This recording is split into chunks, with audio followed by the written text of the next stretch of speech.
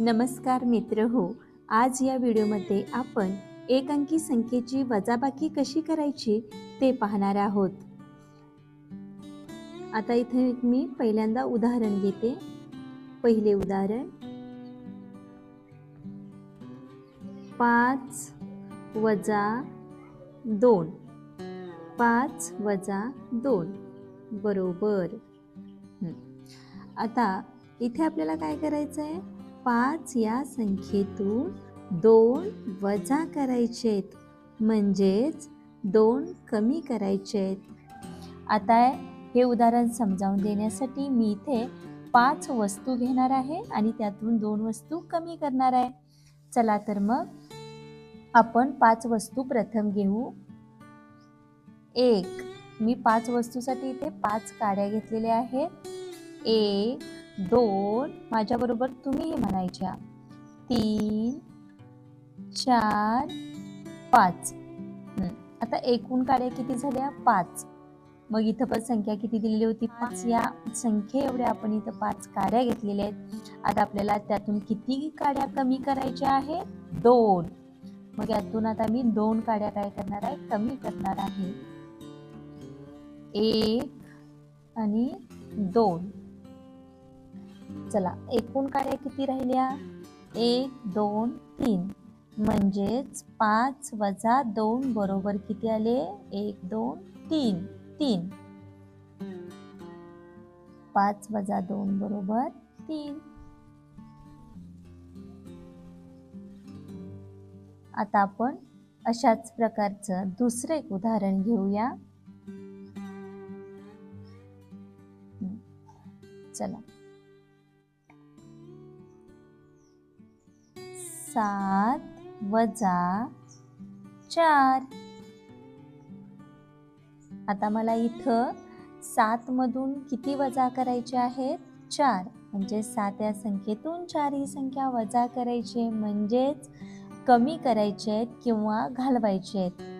तर यासाठी आपण पहिल्या गणितात जशा वस्तू घेतलेल्या होत्या, काड्या घेतलेल्या होत्या, तशा 7 आपण इथं काड्या घेणार आहोत आणि त्यातून 4 काड्या कमी करणार आहोत आणि राहिलेल्या काड्या हे आपले उत्तर असणार आहे.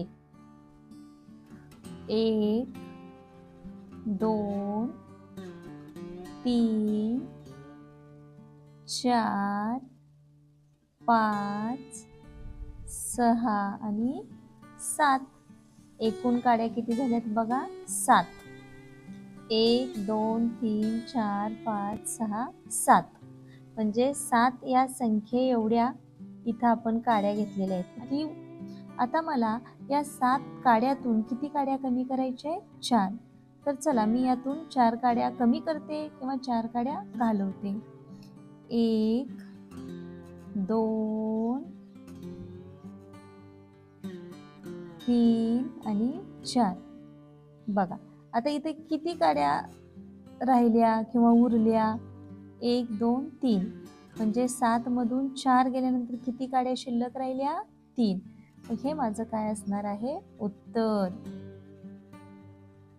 3. म्हणजे याचंही उत्तर 3 आलेलं आहे. चला, आपण आता तिसरं उदाहरण घेऊया. 4 वजा 3.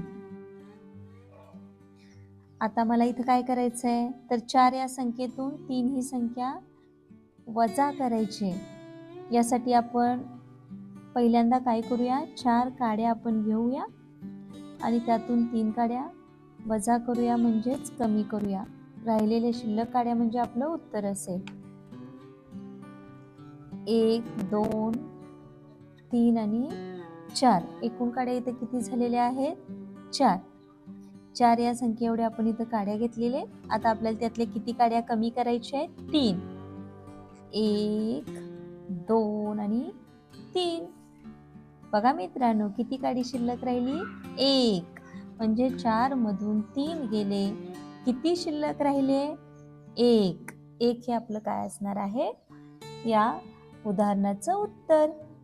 चला, आता आपण चौथं एक उदाहरण घेऊ. 9 वजा 6. 9तून 9 या संख्येतून आपल्याला कोणती संख्या वजा करायची आहे? 6. चला आता आपण 9 प्रथम काड्या घेऊ. 1 2 2 3 4 5 6 7 8 आणि 9. बघा आणखीन एकदा मोजून 9 काड्या. 1 2 3 4 5 6 7 8 9. ह्या 9 काड्या आहेत, त्यातल्या मला किती काड्या वजा करायचे? 6. तेवढ्या काड्या आपण त्यातून घालवणार आहोत. 1 2 3 4 5 आणि 6. 9तून 6 संख्या वजा केली म्हणजे किती काड्या राहिल्या? 1 2 3. मग हे आपलं काय असणार आहे? उत्तर 3. 9 वजा 6 उत्तर किती राहिलं आपलं? 3. आता आणखीन एक उदाहरण मी घेते. 8 वजा 2.